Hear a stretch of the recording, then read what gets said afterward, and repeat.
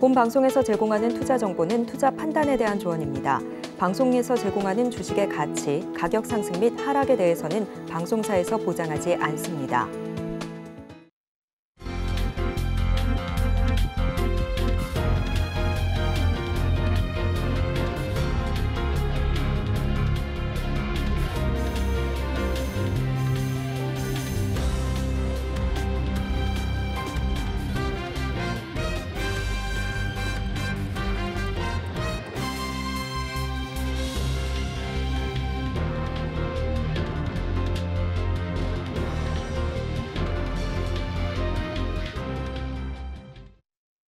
시청자 여러분 안녕하세요. 오늘을 돌아보고 내일을 준비하는 오늘장 내일장 1부 진행의 문정은입니다.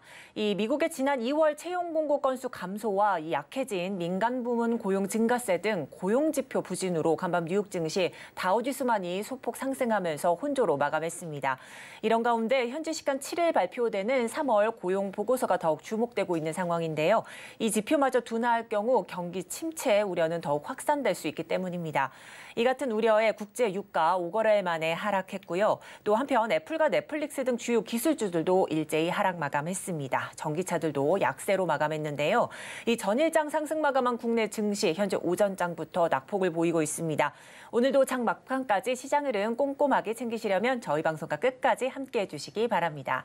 본 방송에서 제공하는 정보는 투자 판단에 대한 조언일 뿐 해당 주식의 가치와 수익률은 보장하지 않습니다. 아울러 서울경제TV, 서울경제신문 당사의 브랜드입니다. 최근 당사를 사칭하는 피해가 늘고 있으니 각별히 유의하시기 바랍니다. 또한 저희 방송 생방송 유튜브로도 만나보실 수 있는데요. 유튜브에서 서울경제TV 검색하시면 실시간 스트리밍 참여 가능합니다. 그럼 본격적으로 오늘장 내일장 1부 이 시각 보도본부로 시작합니다. 첫 번째 소식부터 살펴보면요. 이제 보도국 기자 이호진 기자 먼저 만나보도록 하겠습니다. 어서 오시죠. 안녕하세요. 네, 이제 첫 소식입니다. 이 정부와 민간이 초격차 기술 확보를 위해 힘을 모았습니다. 이 반도체와 차세대 전지 등 주력 기술 분야인데요. 이 얼마나 투자되는 겁니까? 네, 총 160조 원에 달하는 막대한 자금이 투입됩니다. 정부는 미래 핵심 기술 100개를 선정해 2027년까지 민간 156조 원, 정부 4조 5천억 원의 연구개발 자금을 투입하고 민관 연구협의체를 출범시킨다는 계획입니다.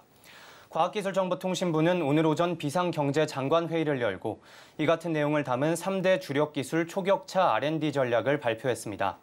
우리나라 3대 주력기술 분야는 반도체, 디스플레이, 차세대 전지로 해당 분야의 초격차 기술을 확보하기 위해 정부와 민간이 힘을 모은 겁니다. 네, 이렇게 3대 주력 기술 분야라고 하셨는데 구체적으로 어떤 지원이 이루어지나요? 네, 먼저 반도체 분야에서는 반도체 미래 기술 로드맵을 바탕으로 45개 핵심 기술을 지원합니다. 차세대 소자 부분에서는 강유전체, 자성체, 맵리스터 소재 기술을, 시스템 반도체 부분에서는 인공지능 반도체, 6세대 이동통신 반도체 등 24개 기술을 개발합니다. 디스플레이 분야에서는 유기발광 다이오드 등 기술 고도화를 위한 핵심 기술 28개 분야를 지원합니다. 초고해상도 디스플레이 기술, 3차원과 홀로그램 기술 등 다양한 디스플레이 기술이 그 대상입니다. 차세대 전지 분야에선 2차 전지와 수소 연료 전지, 동위 원소 전지 등 3개 분야에서 27개 사업을 선정해 지원합니다. 네, 이렇게 반도체와 이 차세대 전지 등 주력 기술 분야에 투자가 이루어지는 점 살펴봤습니다. 다음 소식입니다. 이 외국계 투자은행들이 올해 우리 성장률을 암울하게 좀 내다봤다고 하는데요. 그 이유는 뭘까요? 네, 오늘 국제금융센터는 주요 외국계 투자은행들이 올해 한국 성장률 전망치 평균을 1.1%로 집계했다고 밝혔습니다. 한국 경제는 지난해 2.6% 성장했습니다. 8개 투자은행 중 6개 기관이 1%대 성장을 예측했고 시티는 0.7%, 노무라는 마이너스 0.4%로 역성장 가능성을 제기했습니다. 또한 한국의 내년 경제 성장률 전망치 평균은 2월 말 기준 2.1%에서 3월 말 기준 2.0%로 0.1%포인트 하향 조정됐습니다. 네, 이렇게 짚어주신 걸 살펴보면 외국 투자은행들은 우리가 올해 1%대 성장도 위태롭고 이제 내년 2%대 성장도 어려울 것으로 보고 있는 것 같습니다. 자, 그렇다면 국내에서도 그렇게 전망하고 있나요? 네, 우리 시각은 외국과는 다소 차이가 있는 편입니다. 한국은행은 지난 2월 올해와 내년의 경제 성장률 전망치를 1.6%와 2.4%로 예상했습니다. 올해 상반기에는 1.1%, 하반기에는 2.0% 성장하는 상저하구 흐름을 탄 뒤 내년에는 2%대 수준으로 돌아올 것으로 전망했습니다. 정부 역시 올해 경제 성장률을 1.6%로 전망하고 있습니다.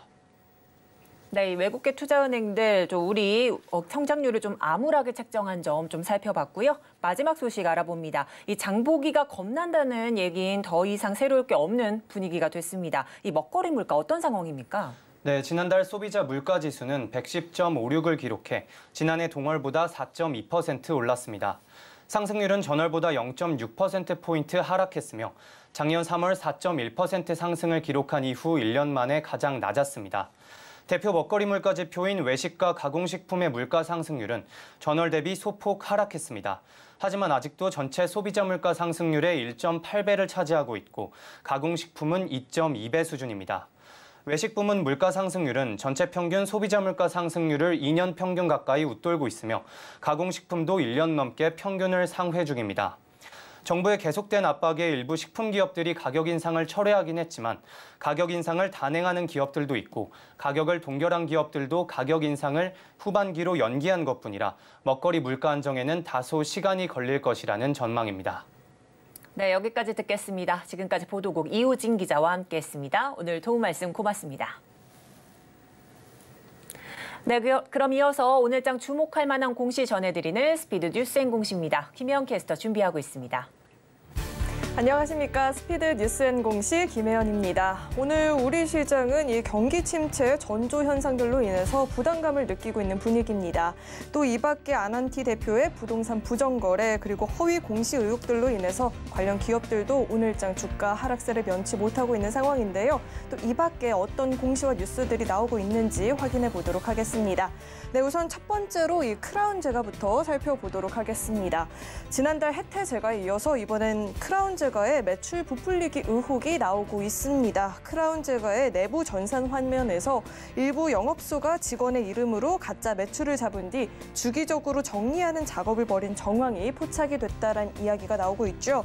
크라운 제과 측은 이에 전면 부인한다라는 입장을 내놓았습니다. 회사 차원에서 비정상적 영업 방법을 통한 가공 매출이나 허위 매출로 매출 부풀리기를 한 사실이 없다라면서 더 이상 묵과하지 않고 적극적인 법적 대응을 진행할 예정이라고도 입장을 덧붙였습니다. 네, 이어서 DGB 금융지주도 살펴보겠습니다. DGB 금융지주가 자회사 대구은행의 이 가상자산 실명계좌 발급 사업 추진과 관련해서 전면 재검토를 하겠다라는 입장을 발표했습니다. 대구은행은 지난해 8월 인피니블록에 투자해서 지분 8.8%를 확보했고요. 올 2월에는 대구시와 함께 이 디지털 자산 거래소 설립을 위한 협력을 하는 등 디지털 자산 사업 지속적으로 추진해오고 있었는데 하루아침에 이 입장을 바꾸게 된 것입니다. 지난 3일까지만 하더라도 이 시장의 악화로 잠정 보류 단계이지만 사업은 이어가겠다라고 했던 입장과는 또 전혀 다른 태도인데요. 가상자산 시장이 최근에 이 글로벌 경기 침체 우려로 인해서 크게 위축이 된 상황이고 또 무엇보다 최근에 이 관련해서 발생했던 불미스러운 사건으로 인해서 부담을 느낀 것으로 현재 해석이 되고 있습니다. 네, 이어서 대우산업개발도 살펴보겠습니다. 네, 많은 기업들이 미래 성장 동력을 확보하기 위해서 사업 다각화에 나서게 되는데요. 건설업계에도 이 같은 사례가 있죠. 오늘은 이 대우산업개발을 살펴볼 텐데 대우산업개발은 이례적으로 햄버거와 베이커리 카페 같은 이 외식 사업도 영위를 하고 있습니다. 그런데 야심차게 준비했던 이 외식 사업이 좀처럼 큰 힘을 내지 못하고 있는 상황이라고 합니다. 핵심 사업이었던 이 베이커리 카페인 브리오슈 도레가 2013년 여의도에서 첫 론칭된 이후에 계속해서 점포 수도 늘리고 규모도 확장을 해나가고 있었는데 이 코로나19 팬데믹과 동종 업체 간의 이 경쟁 등의 이유로 인해서 줄줄이 문을 닫고 있는 상황이라고 합니다. 이에 관련해서 대우산업개발은 수익이 저조한 매장들은 과감하게 정리하고 본업인 이 건설업에 충실할 계획이라는 입장을 내놓았습니다. 네, 마지막으로 일양약품도 살펴보겠습니다. 네, 일양약품이 오늘 주가 안정과 주주가치 제고를 위해서 20억 원 규모의 자사주를 취득하겠다는 공시를 내놨습니다. 이번 자사주 취득은 증권사와 신탁 계약 등을 통해서 진행이 되는데요. 일양약품은 삼성증권과 계약을 맺었죠. 계약 기간은 이달 10일부터 오는 10월 10일까지라고 합니다. 네, 이렇게 오늘 시장의 주요 공시와 뉴스들 살펴봤고요. 지금까지 스피드 뉴스앤공시 김혜연이었습니다.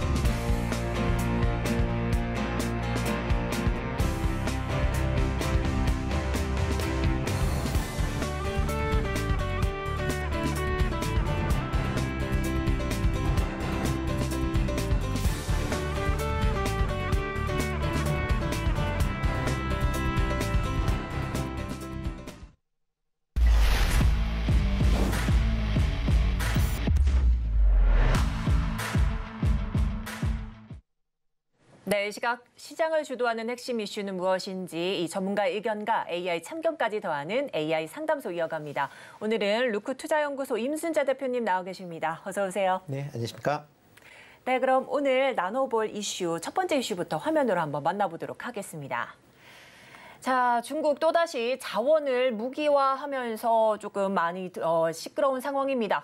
히토류 자석 수출 통제를 좀 검토하고 있다 이런 소식이 조금 들려오고 있는데요. 관련 내용 대표님과 자세하게 이야기 나눠보도록 하겠습니다. 자, 이제 첫 번째 이슈를 챗GPT에게 우선 물어봤습니다. 자, 이제 다른 나라의 우호적이지 않은 수출 규제 등은 우리나라 기업에 또 어떤 영향을 초래할지 궁금해서 한번 물어봤습니다. 이 외국 우호적이지 않은 수출 규제는 우리나라 기업에 다양한 측면에서 좀 영향을 미칠 수 있다라면서 주요 영향을 조금 몇 가지 좀 추려줬는데요.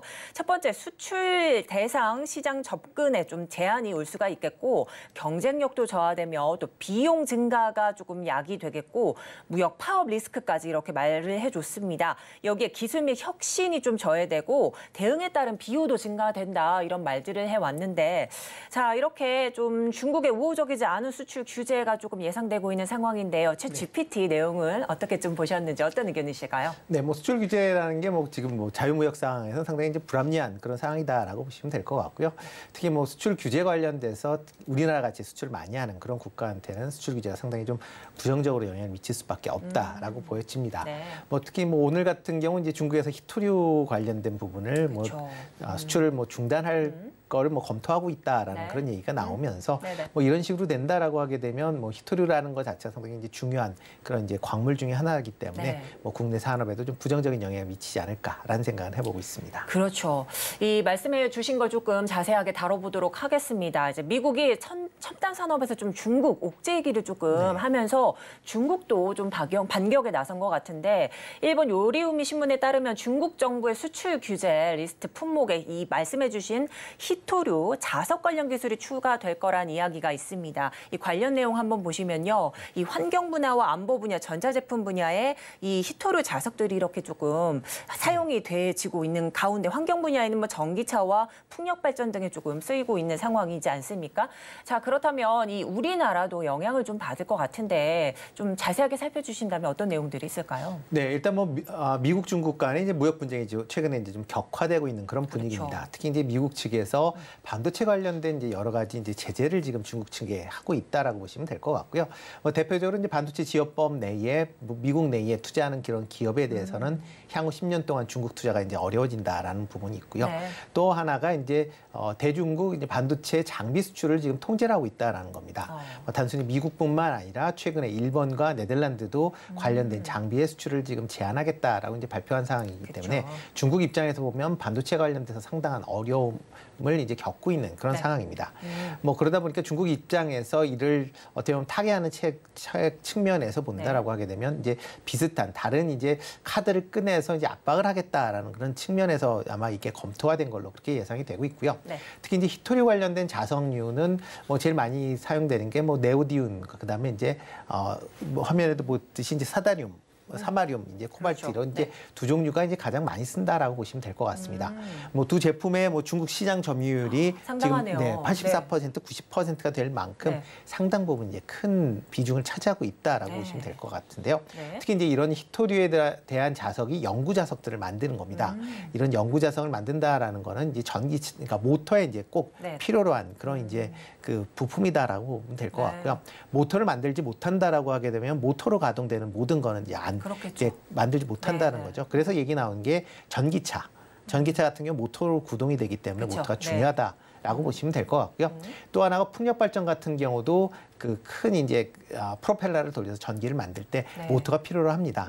그렇기 때문에 이런 형태로 그러니까 이것뿐만 아니라 스마트폰이나 뭐 여러 이제 로봇이나 이런 데에서도 다 로봇이 사용되고 그렇죠. 있기 때문에 네. 모터가 사용되고 있기 때문에 네네. 상당히 크게 영향을 미칠 가능성이 있다. 어떻게 보면 중국 입장에서 보면 그렇기 때문에 반도체와 아마 딜을 하려고 꺼낸 거 아니냐라는 생각을 좀 개인적으로 해보고 있습니다. 네, 앞서 이제 살펴주신 것처럼 히토류 자석은 이 전기차, 풍력 발전 모터뿐만 아니라 뭐 항공 우주, 로봇 등에도 좀 폭넓게 사용을 하고 있는데, 그렇다면 이 중국이 단순히 이 자원 무기화뿐만 아니라요, 이 탈탄소 산업 분야에서 우위를 좀 점하려고 한다 이런 좀 지적도 나오고 있는데요. 이미 태양광 발전에서 중국이 좀 독과점을 한 상태이지 않습니까? 그렇죠. 그런 상황이랑 좀 비슷하게 탈탄소 산업 분야에서도 좀 영향력을 넓혀갈 가능성은 어느 정도라고 좀 보시는지 궁금한데요. 네, 일단 뭐 정확한 건 이제 규제 내용이 나와봐야 정확히 알 수 있을 네네. 것이다라고 생각은 되고 있습니다. 다만 이 히토류 자석에 이제 들어가는 여러 가지 모터들이 있는데 만약 중국에서 히토류 자석을 수출을 안 한다, 중단을 한다라고 하게 되면 네. 해외에서 이제 자석을 그러니까 모터를 못 만들게 되는 그런 상황이 발생을 하게 되겠죠. 네. 그러다 보면 이제 중국 같은 경우는 히토류 관련돼서 생산부터 이런 뭐 자석을 만드는 것뿐만 아니라 모터도 다 만들 수 있는 일괄 체계를 갖고 있습니다. 네네. 물론 이제 모터에 대한 뭐 성능 문제는 이제 둘째 치워놓고 다 만들 수가 있게 된다라고 하게 되면 만약 모터의 수요가 계속 증가를 한다라고 하면 뭐 지금 상황에서 중국에서밖에 모터를 뭐 사올 수밖에 없는 그렇죠. 그런 네네. 상황이 될 것 같고요. 그렇게 되면 중국의 영향력이 지금보다 이제 커질 수도 있다라는 거 그런 관점에서 이제 아마 접근이 된 거 아닌가 싶습니다.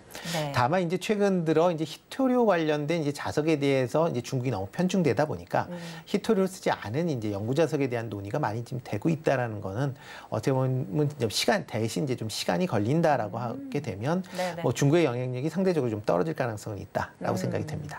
자, 아무래도 중국 히토류 규제가 된다면 한국 산업에도 조금 타격이 불가피하다 이렇게 조금 정리를 해주셨는데요. 이 중국의 좀 이 같은 움직임에 오늘장 히토류 관련주들 좀 들썩이고 있는 상황입니다. 상한가에 좀 근접한 뭐 유니온 같은 경우도 좀 보이고요. 또한 또 상한가를 이미 간 종목도 좀 나오고 있는 상황인데 그런데 이 히토류 관련주들 미중 갈등이 좀 부각될 때마다 테마성 흐름을 좀 보이기도 합니다. 그렇다면 관련주들은 어떻게 접근을 해야 될까요? 일단 뭐 정확하게 중국 측에서 뭐 발표를 하지 않는 상황이기 때문에 아마 이번 이슈도 단기적으로 끝날 가능성은 좀 있다라고 생각을 좀 해보고 있습니다. 뭐 과거에 히토류에 대한 이슈가 불거질 때마다 뭐 이제 히토류 관련주들이 이제 단기적인 뭐 모멘텀을 갖고 움직였었던 네. 건 사실인 거고요. 네. 뭐 그렇기 때문에 오늘 같은 경우도 뭐 대표 종목이 이제 유니온 머티리얼즈 같은 경우 뭐 지금 좀 상한가 언저리까지 뭐 올랐다. 그렇죠. 네, 라고 보시면 될 것 같고요. 그렇지만 이게 과연 얼마만큼 지속이 될지 여부는 좀 더 지켜보셔야 될 것 같습니다. 과거 예를 본다라고 하게 되면 이런 히토류 관련된 이슈가 불거지면 한 2, 3일 정도 움직이고 다시 또 이제 주가가 조정을 보이는 그런 이제 패턴을 보였었기 때문에 네네. 과연 이번에는 어떤 식으로 이제 할지는 조금 지켜보셔야 되는데요. 만약 진짜 중국에서 관련된 수출을 이제 중단을 한다든가 하게 네. 되는 그런 이제 발표가 있다라고 하게 되면 뭐 단기적인 이슈가 아니라 조금 중장기적인 이슈로도 생각해 볼 수 있으니까 그런 네네. 아마 그렇게 발표가 되는 그 시점에 맞춰서 아마 투자에 임하시는 게 어떨까 싶습니다. 네, 아무래도 히토류 관련주들 좀 단기 테마성 장세에 조금 과거에 좀 뛰어왔기 때문에 이 주가 상승 지속 여부를 계속해서 따져보셔야 되겠다 이런 말씀해 주셨습니다. 자, 이렇게 해서요 중국 히토류 관련 뭐 규제 이런 이슈도 좀 살펴봤는데요. 그럼 다음 이슈 한번 화면으로 만나보도록 하겠습니다. 네, 삼성 디스플레이가 4조 베팅을 좀 감행하게 됐습니다. 올해 증시 오렐리드가 견인을 할지 여부에 대해서 오늘 대표님과 이야기 나눠보도록 하겠습니다. 자, 이제 챗GPT한테 먼저 질문을 해봤습니다. 한 기업이 특정 산업에 투자를 늘린다면 이 경쟁사들이 있지 않습니까? 그렇다면 해당 산업에 어떤 움직임을 좀 보일지 질문을 해봤습니다. 자, 이제 한 기업 특정 산업에 투자를 늘린다면 경쟁사들은 해당 산업에 이런 움직임들을 좀 보인다. 좀 경쟁사들이 투자 활동을 좀 증가하겠다. 그리고 시장 출입의 증가도 보이겠고 또한 제품 또는 서비스 경쟁이 강화될 수 있겠다. 이런 의견이 있습니다. 또 시장 확장 또는 다변화가 조금 보일 수 있겠고 또 기존 경쟁사들의 산업 탈퇴 및 또 제휴 또는 M&A 등도 좀 보일 수 있겠다 이런 의견을 줬는데요. 이 챗GPT 의견에 좀 더해 주실 의견이 있으실까요? 네, 뭐 과거에 뭐 이렇게 이제 투자가 많이 이루어지는 사업, 특히 이제 1등 사업자가 이제 투자를 많이 한다라고 하게 되면 네. 뭐 이제 여타 사업자들이 상당히 어려움을 겪는 것도 사실입니다. 네네. 뭐 대표적으로 뭐 이런 얘기를 보통 치킨 게임이라고 많이들 그렇죠. 얘기를 하고 네네. 있는데요. 뭐 과거에 이제 반도체 같은 경우도 삼성전자가 상당히 어려운 시점에서 대규모 이제 메모리 생산 시설을 투자를 하면서 뭐 치킨 게임이 이제 본격화되면서 네. 이거를 견디지 못하는 뭐 밑에 이제 하위권에 있는 메모리사들이 네. 이제 퇴출이 되는 이제 그런 상황이 됐습니다. 그러니까 네네. 뭐 그러니까 이런 상황에서 어떤 특정 1등 기업의 대규모 투자는 네. 여타 기업들은 상당히 부담으로 작용할 수밖에 없다라고 생각이 됩니다. 네, 저희가 이렇게 챗GPT한테 물어봤던 내용들이 이 OLED 관련주들과 조금 연관이 있는데요. 최근 큰 움직임을 조금 보였던 OLED 시장인데 특히 애플도 OLED 탑재를 좀 늘릴 것으로 밝히기도 했고요. 또 국내에서는 삼성 디스플레이가 OLED에 이 4조 원이라는 대규모 투자를 좀 늘릴 것으로 밝혔습니다. 자, 이렇게 뒷화면을 보시면요. 정확히 4조 1천억 원 정도 투자 좀 늘린다. 2026년까지 이렇게 조금 잡아놓고 있는 상황인데 이 관련해서 이 삼성 디스플레이 이 투자 이슈 좀 정확하게 조금 살펴주신다면 어떤 내용일까요? 네, 이번에 이제 삼성 디스플레이가 이제 투자하겠다라는 건 이제 중소형 OLED다라고 보시면 될 것 같습니다. 네. 이게 뭐 OLED를 보면 이제 대형 OLED와 중소형 OLED로 나눠 보실 생각을 해보실 수가 있는데요. 네네. 대형 OLED 같은 경우는 지금 뭐 LG 디스플레이에서만 이제 주로 생산하는 그런 이제 OLED라고 보시면 될 것 같고요. 보통 대형 TV용으로 이제 프리미엄 TV용의 패널로 많이 사용을 하고 있다라고 보시면 될 것 같습니다. 네. 이에 비해서 이제 중소형 OLED 같은 경우에는 이제 스마트폰에서 제일 많이 사용하신다라고 보시면 될 것 같고요. 이 최근 들어 이제 태블릿이나 아니면 뭐 노트북의 이제 화면, 그다음에 아니면 뭐 모니터 같은데 이제 사용량이 좀 증가하고 있는 그런 모습입니다. 지금 말씀해주신 것처럼 태블릿이랑 노트북 OLED 패널 보급률이 이렇게 쭉쭉 뻗어나가는 모습을 볼 수 있겠는데 아이패드 OLED 좀 탑재가 2024년에는 이렇게 좀 책정이 됐고 계속해서 늘어날 것으로 조금 보여지고 있는 상황이죠. 네. 보통 이 OLED라는 게 이제 상당히 이제 색감이 좋고 그다음에 저전력, 그다음에 얇게 만들 수가 있습니다. 그리고 이제 그러다 보니까 이제 무게도 가벼워질 수밖에 없는 거고요. 그렇죠. 또 폼 텍터를 다양하게 할 수 있습니다. 그러니까 접는 뭐 스마트폰이나 아니면 접는 뭐 태블릿을 만든다라고 하게 되면 꼭 OLED로 만들어야만 가능한다라고 보시면 될 것 같습니다. 그렇지만 이제 OLED의 이제 가장 큰 단점이라는 게 이제 번임이다라고 보시면 될 것 같습니다. 어떤 특정 지역, 특정 그 화소 내에서 특정 색깔이 오랫동안 이제 발현이 되면 그 부분이 이제 타서 없어진다라는 이제 그런 내용이다라고 보시면, 그러니까 색깔이 안 나온다라고 보시면 될 것 같습니다. 그렇기 때문에 수명이 생각보다 좀 짧다라는 게 지금까지 OLED를 이렇게 이제 태블릿이나 PC, 노트북에 사용하지 않았었던 가장 큰 이유였거든요. 그렇지만 최근에 이제 OLED 관련된 기술이 조금씩 이제 향상이 되면서 이런 번인아웃이 과거와 비해서는 상당 부분 조금 완화되고 있는 그런 추세다라고 보시면 될 것 같습니다. 그러다 보니까 애플 같은 경우도 이제 태블릿이나 노트북 같은 경우에는 사용을 하지 않았었습니다. 일단 뭐 스마트폰은 보통 수명이 한 3, 4년 정도밖에 안 되기 때문에 뭐 그냥 번인아웃 될 정도 되면 이제 보통 바꾸시는데 뭐 노트북이나 아니면 태블릿 같은 경우는 뭐 오래 쓰시는 분은 뭐 7, 8년까지도 쓰기 때문에 그렇게 되면 문제가 발생할 수 있었거든요. 그런데 이제 최근에 이제 애플이 이런 OLED를 이제 사용을 하겠다라고 이제 발표를 했고요. 그래서 2024년부터는 아마 아이패드부터 먼저 사용을 할 것이다. 그리고 2025년도에는 맥북에 적용할 것이다라고 지금 예상을 하고 있습니다.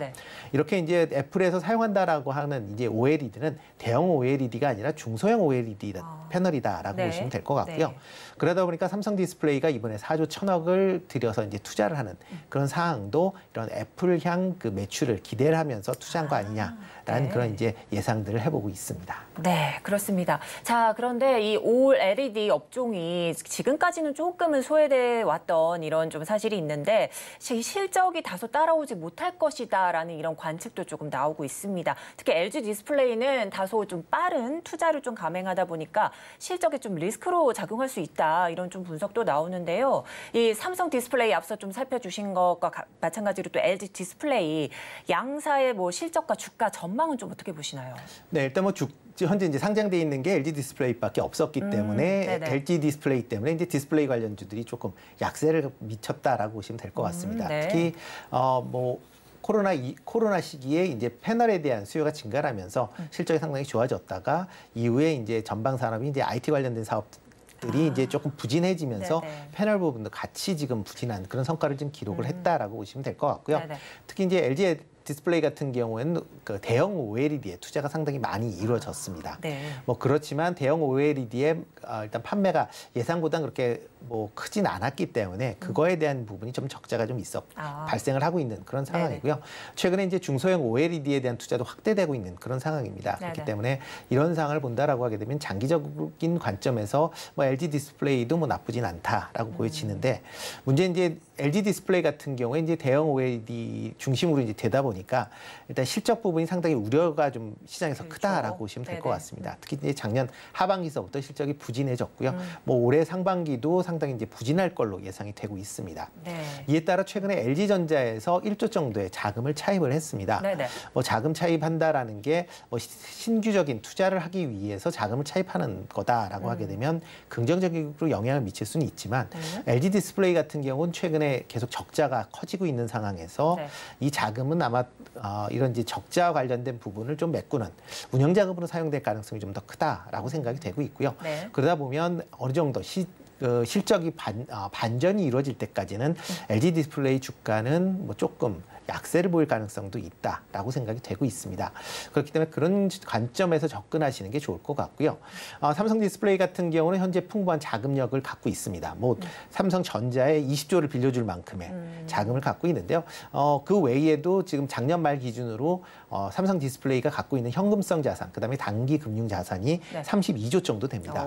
그렇기 때문에 20조를 빌려준다라고 해도 한 12조 정도의 현금성 자산이 있기 때문에요. 네네. 이번에 4조 투자하는 거는 뭐 그렇게 큰 재무적인 부담은 없을 것이다라고 생각이 되고요. 네네. 뭐 이뿐만 아니라 만약 그 시장이 더 좋아지고 활성화된다라고 하게 되면 대형 이제 OLED 시장, 이제 QD OLED에 대한 투자도 지금보다 확대될 가능성도 아직 남아 있다라고 네. 보여집니다. 그렇기 때문에 삼성 디스플레이 관련된 뭐 삼성 디스플레이가 상장되어 있지 않기 때문에 삼성 디스플레이와 관련된 소부장 업체에 관심을 가지시는 게 어떨까라는 생각을 좀 해보고 있습니다. 네, 이 LG 디스플레이는 아무래도 주력이 대형 OLED 판매다 보니 이쪽에 조금 판매 저조가 올해 실적 부진을 좀 예상하겠다 이런 말씀해 주시면서 삼성 관련 소부장 좀 집중하시라는 말씀해 주셨습니다. 자, 이제 앞서 말씀해 주신 것처럼 삼성 디스플레이가 좀 통 큰 투자를 하면서 경쟁사인 LG 디스플레이 또 중국의 BOE 역시 투자를 좀 확대하지 않을까 이런 기대감이 조금 가해지고 있는 상황인데 이 글로벌 OLED 투자 확대 본격화에 따라서 국내 또 기업들 또 어떤 좀 투자 전략을 가져야 될까요? 네, 뭐 이제 삼성 디스플레이가 대규모 투자를 했기 때문에 아마 LG나 그다음에 BOE 같은 경우도 투자를 해야 되는 거 아니냐라는 이제 걱정이 이제 쌓여 있을 걸로 예상이 되고 있는데요. 아마 투자는 좀 제한적이지 않을 수밖에 없다라고 생각이 되고 있습니다.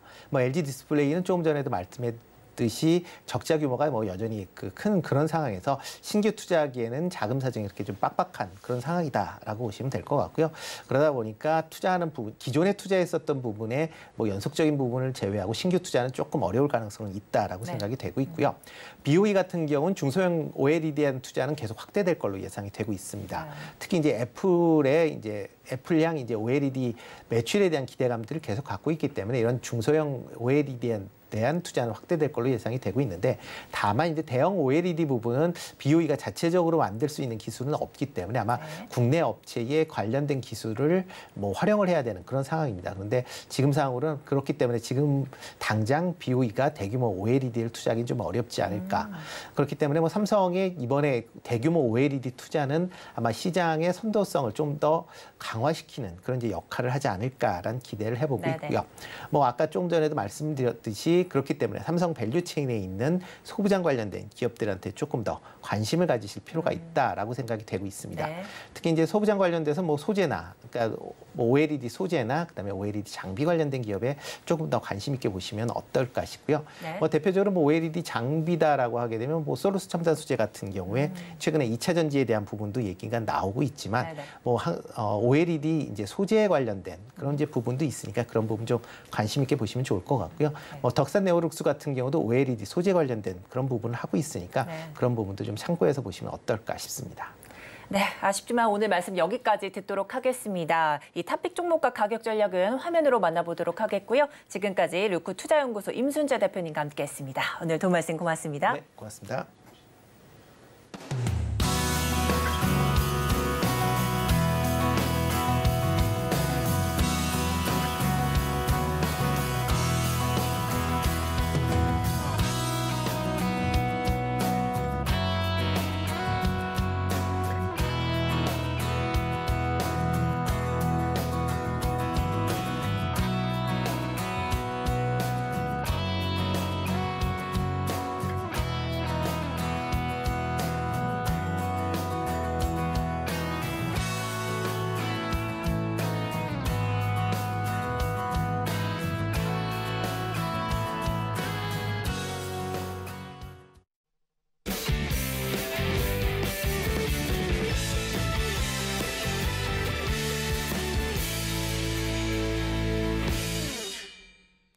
네, 마켓 리더의 시선으로 이 글로벌 경제 산업 트렌드를 체크하고 실제 수익으로까지 생겨가는 시간 고수의 선택입니다.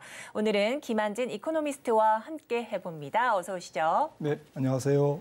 네, 그럼 오늘 자세하게 이야기 나눠볼 이슈 화면으로 먼저 만나보도록 하겠습니다. 자, 4월 코스피 2,500을 돌파할지 여부가 좀 귀추가 주목되고 있는 상황인데요. 금융 위기 속 투자 전략은 어떻게 잡아봐야 될지 오늘 자세한 이야기 나눠보도록 하겠습니다. 자, 이제 4월 2분기 증시가 시작이 됐습니다. 4월 코스피 박스권 장세를 좀 뚫고요. 2,500선을 돌파할 수 있을지 관심이 좀 쏠리고 있는데 박사님, 이달 코스피 2,500선 돌파 가능하다고 보시나요? 네, 뭐 2,500이야 뭐 40포인트밖에 안 남았으니까 돌파할 수는 있겠죠. 근데 네네. 이제 추세적으로 돌파하느냐, 그러니까 강세장으로 가는 길목이냐, 아니면 또 박스권에 갇히는 제한된 뭐 랠리냐, 네. 이게 더 중요하겠죠. 아하. 나스닥도 네네. 그렇고 S&P 같은 경우도 4,100이 이제 우리나라 코스피 2,500처럼 뭐 상당히 두터운 벽인데 이게 뚫으면 뭐 기술적 분석을 보시는 분들은 네네. 뭐 새로운 랠리로 이제 보고 있는 거고요. 네네. 그런데 이게 뚫으려면 이제 그 뒤편에 남아 있는 경기가 조금 개선이 되고 또 1분기뿐만 아니라 2분기, 3분기 실적이 조금 더 좋아지는 방향으로 가야 되는데 이런 부분들은 좀 주가가 좀 추가적으로 상승하는데 발목을 잡을 요인들인 것 같고요. 네. 또 나쁜 요인만 있는 건 아닙니다. 곧 뭐 5월 3일 날 연준이 25bp를 올리든 말든 네. 뭐 거의 이제 막바지이기 때문에 그렇죠. 네, 끝물이기 때문에 통화 긴축이 이제 대단원에 막이 내려진다는 측면, 이 측면은 주식시장에 좀 홀가분한 면이 있거든요. 네네. 그래서 이런 호재와 악재가 충돌하다 보니까 주식시장이 시원하게 뜨기는 어렵고 네. 그렇다고 당장 뭐 무슨 일이 있을 것 같지는 않고요.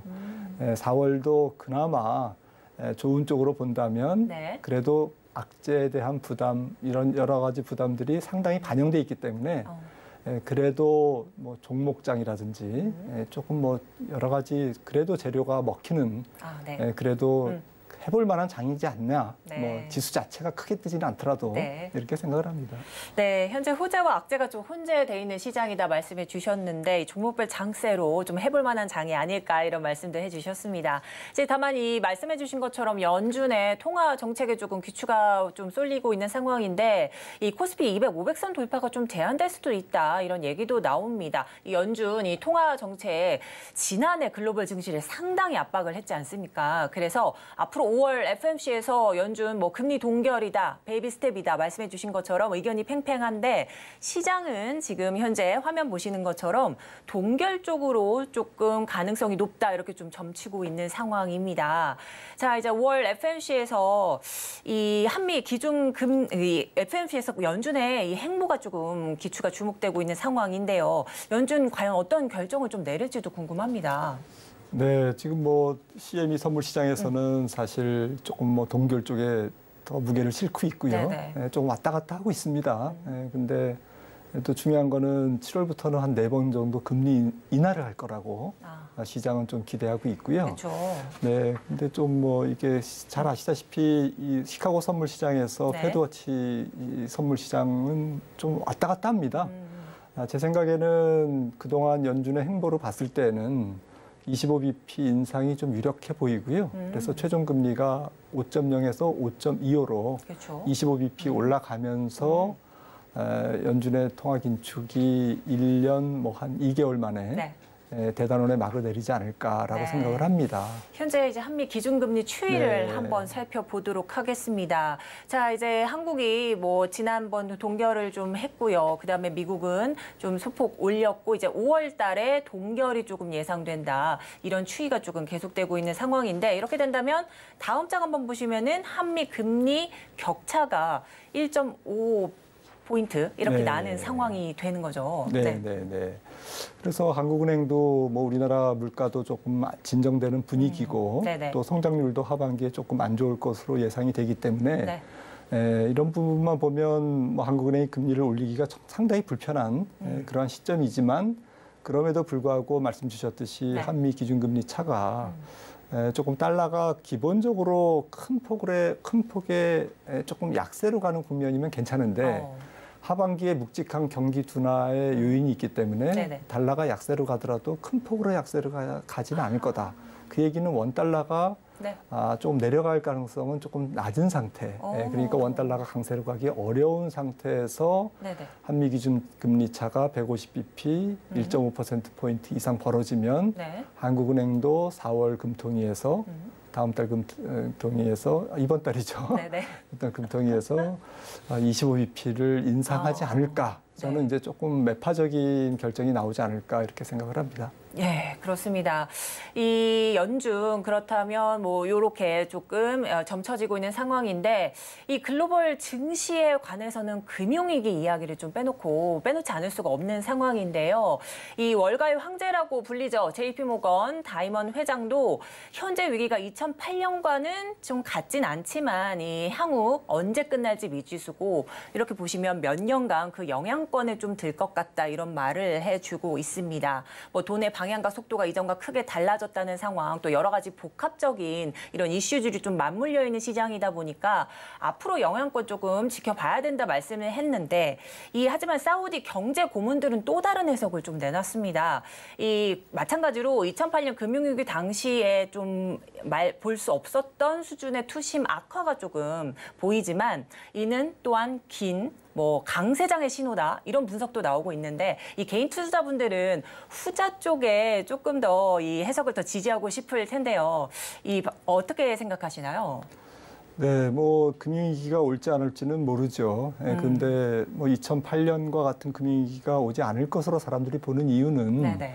2008년 당시처럼 보이지 않는 곳에 곳곳에 대규모의 파생 상품이 켜켜이 쌓여 있지는 않거든요, 지금이. 네. 지금 물론 문제가 있습니다. 여러 가지 문제가 있는데 가령 2008년 같은 경우에는 2년에 걸쳐서 425bp의 연준의 금리가 올라갔는데 이번 같은 경우에는 1년에 475bp가 올라갔거든요. 1년 만에. 맞습니다. 그러니까 통화 긴축이 그 당시보다 2배로 굉장히 가팔랐다. 네. 그리고 시장 금리도 그때는 4년에 걸쳐서 한 400bp 올랐어요. 미국 국채 10년물 기준으로. 네네. 지금은 2년에 걸쳐서 400bp 이상 올랐습니다. 네. 이것도 금리 상승이 2008년 당시보다는 2배속, 2배속으로 이렇게 올라간 네. 그런 부분들. 이런 부분들은 뭔가 과열되고 뭔가 문제가 돼 있는 금융 시스템에 상당히 좀 파열음을 일으킬 수 있는 소지가 있는 거죠. 네, 네네. 소지가 있는데 그 소지가 있는 것을 이렇게 참 사람들이 다 뜯어보니까 네. 다행히 파생 상품이 그렇게 있긴 있지만 네네. 대규모로 금융당국이 파악하지 못할 정도의 파생 상품이 드글드글하게 있는 거는 전혀 아니다라는 거고 또 은행들이 굉장히 건전해졌습니다. 충당금을 많이 쌓고 있고 BIS 비율, 자기자본 비율이 올라갔고요. 네. 그래서 종합적으로 말씀드리면 2008년 금융위기 같은 그런 대규모 끔찍한 위기는 없을지라도 뭔가 통화 긴축에 대한 후유증으로 금융시장 곳곳에 여러 가지 파열음은 아마 남아있을 거다. 네. 그 대표적인 조금 의심스러운 지역이 상업용 부동산입니다. 상업용 부동산이 한 네. 10년 내에 1조 5천억 달러에서 3조 달러로 굉장히 과열을 보였거든요. 그래서 이런 부분들이 다 터진다는 게 아니고 그중에서 우리나라 PF도 좀 부실한 사업장은 좀 문제가 되지 않습니까? 마찬가지로 글로벌 혹은 미국의 상업용 부동산도 좀 부실한 기초자산으로 한 리츠라든지 이러한 그 약간 후순위채라든지 이런 부분들에서 파열음이 나올 수는 있다. 네네. 하지만 금융 시스템 전체가 흔들릴 정도는 아닐 거다. 이렇게 정리할 수 있겠습니다. 자, 그렇다면 박사님께서는 이 지금의 현재 위기 상황을 조금은 강세장의 조금 초입기라고 본다 이런 말씀이신가요? 그렇지는 않고요. 아주 길게 보면 네. 강세장의 초입이라고 볼 수가 있지만 네네네. 시청자분들이 지금 생각하시는 올해 장세를 놓고 보시면 오히려 상반기 6월까지가 조금 물가도 내려갔고 연준의 통화정책도 마지막으로 이제 인상이 다음 달에 일어나고 그리고 이제 금리도 조금 내려가고 네. 이러면서 조금 우호적인 환경이 조성될 가능성이 있기 때문에 오히려 상반기가 괜찮은 어쨌든 랠리가 조금 나올 것 같고요. 네네. 오히려 하반기로 가면 경기 침체에 대한 것을 확인하면서 물론 이제 경기 침체에 대한 부분도 일부는 주가가 반영하고 있습니다. 네네. 하지만 막상 기업이익이 조금 더 망가지고 경제 지표가 좀 더 부러지면 네. 사람들이 좀 공포심에 빠질 수가 있거든요. 그렇죠. 그래서 전저점을 한 번 더 코스피도 그렇고 미국장도 그렇고 한 번 더 전저점을 테스트하거나 네. 한 번 더 좀 저점을 확인하는 이제 그러한 약세장이 하반기에 남아 있다라는 측면에서 네. 넘어야 될 산은 한 번은 있다. 네. 소위 주식시장에서 얘기하는 역실적 장세죠. 실적이 나쁘고 경기가 나쁜 데에 대한 한 번의 고비는 넘겨야 되겠다라는 생각입니다. 자, 그러면 박사님께서는 그 최근 글로벌 금융 위기로 좀 촉발된 주식시장 큰 흐름에 어떤 평가를 조금 내리시나요? 네, 지금은 주식시장은 그래도 상대적으로 다른 자산보다는 안전하지 않을까, 안전한 시장이다라고 생각을 하고 있고요. 네네네. 앞서 말씀드렸듯이 금리가 급하게 올라가면서 좀 과열된 자산이 돌아가면서 파열음을 내고 있는데 이 첫 번째로 이제 매를 맞은 쪽이 가상화폐, 암호화폐 쪽이었고요. 그 다음에 이제 국채 금리가 너무 내려가는 바람에 국채를 너무 많이 갖고 있는 평가손이 나는 은행들이 최근에 이제 미국의 지역은행들이 SVB나 몸살을 앓았죠. 그쵸. 이런 것들이 이제 지나가고요. 주식시장은 다행히 밸류에이션이 지금 초과열 상태가 아닙니다. 네네. 아주 싸지 않다라는 것뿐이지 그렇게 과열 상태가 아니기 때문에 그래도 주식시장은 조금 피난처 역할을 할 수 있다. 저는 좀 긍정적으로 생각을 합니다. 네. 자, 이렇게 된다면 최근 이 유가 상황도 조금 살펴봐야 될 것 같은데 오펙의 감산 결정이 원유 시장의 안정을 위한 거라고 좀 밝혔지만 경기 침체를 좀 야기할 수 있다라는 이제 지적도 조금 있습니다.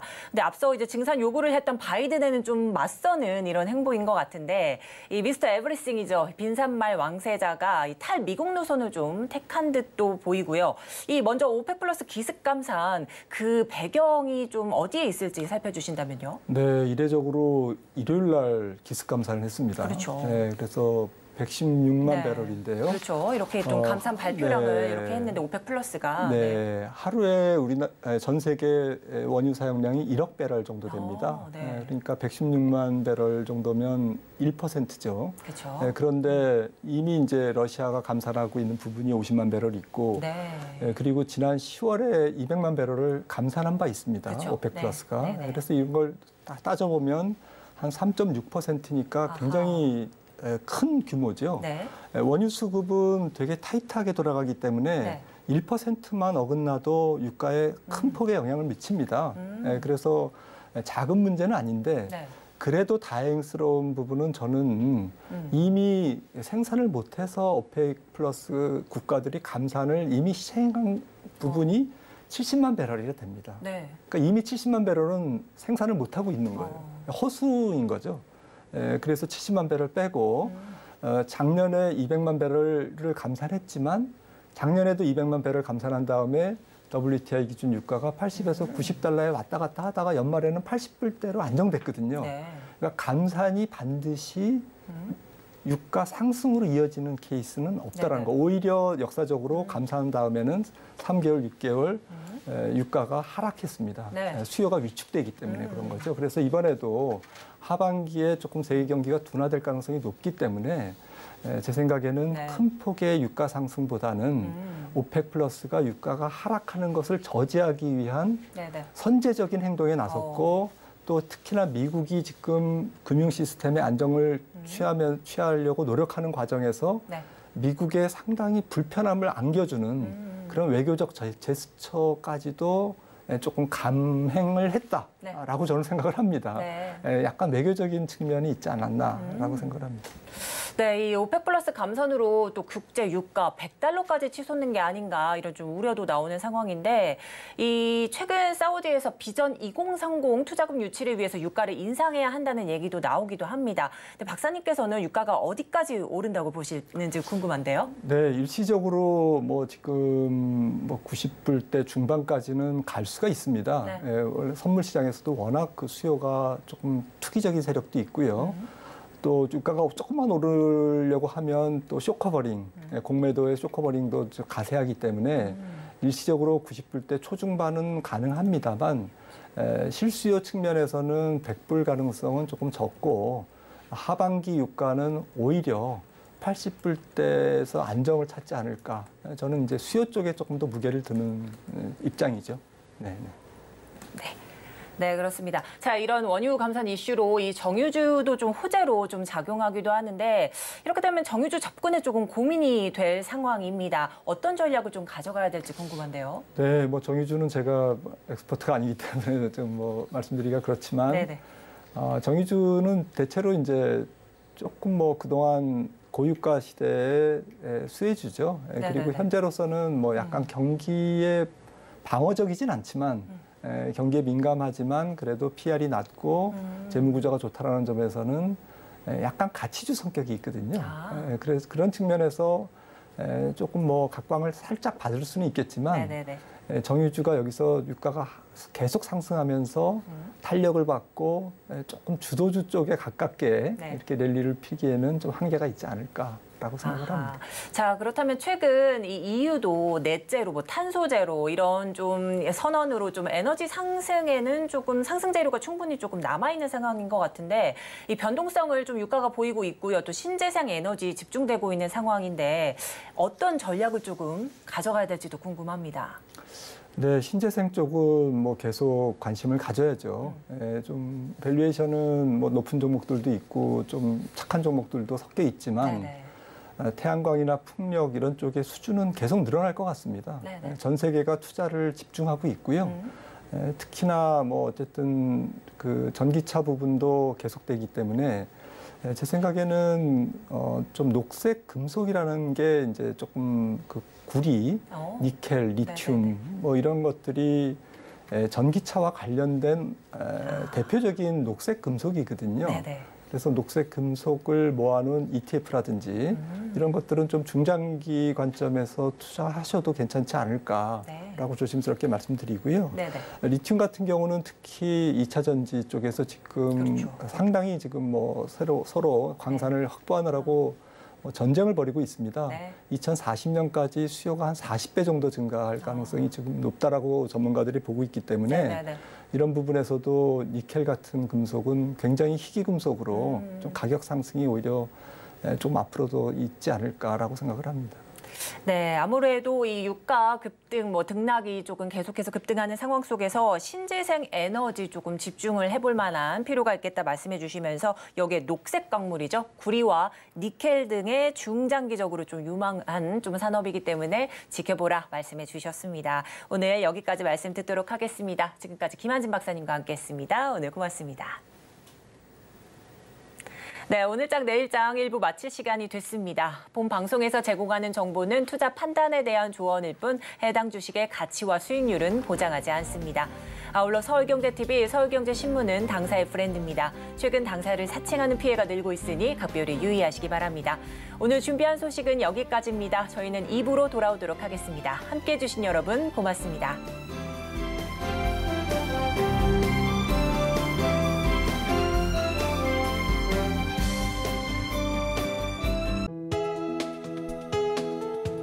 본 방송에서 제공하는 투자 정보는 투자 판단에 대한 조언입니다. 방송에서 제공하는 주식의 가치, 가격 상승 및 하락에 대해서는 방송사에서 보장하지 않습니다.